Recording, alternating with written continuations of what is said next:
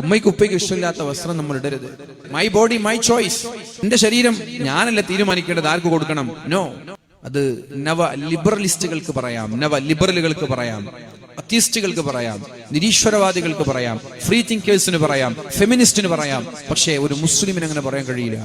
ഞാൻ തുടക്കത്തിൽ പറഞ്ഞില്ലേ, റളീതു ബില്ലാഹി റബ്ബൻ വബിൽ ഇസ്ലാം ദീനൻ. ഒരു മുസ്ലിം എന്നതിൽ പ്രൗഢിയുള്ളവരാ നമ്മൾ, അഭിമാനമുള്ളവരാ നമ്മൾ.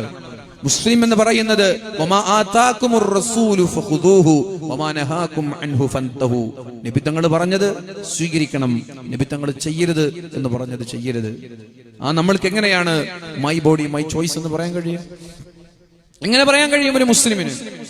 അങ്ങനെ നിങ്ങൾ പറയാൻ തയ്യാറായാൽ നിന്റെ ഹൃദയത്തിൽ നിന്ന് ഈമാൻ അല്ലാഹു എടുത്തു കളഞ്ഞു എന്നതിന്റെ അടയാളാണ്. മാതാപിതാക്കളുടെ കണ്ണുനീര് കുടിച്ചിട്ട് നീ പറയാണ് മൈ പാർട്ട്ണർ മൈ ചോയ്സ്, എന്റെ ലൈഫ് ഞാനല്ല തീരുമാനിക്കേണ്ടത്, നിങ്ങൾ എന്തിനിടപെടുന്നു എന്നൊരു ഉമ്മയുടെ മുഖം നോക്കി ഒരു പെൺകുട്ടി ചോദിച്ചാൽ നിന്റെ ഖൽബിൽ നിന്ന് അല്ലാഹു ഈമാൻ എടുത്തു കളഞ്ഞതിന്റെ അടയാളാണത്. അതുകൊണ്ട് ചെയ്യരുത്. അവരുടെ തൃപ്തിയാണ് നമ്മൾക്ക് അല്ലാഹുവിന്റെ തൃപ്തി ലഭിക്കാനുള്ള ഏക മാർഗം എന്ന് പറയുന്നത്.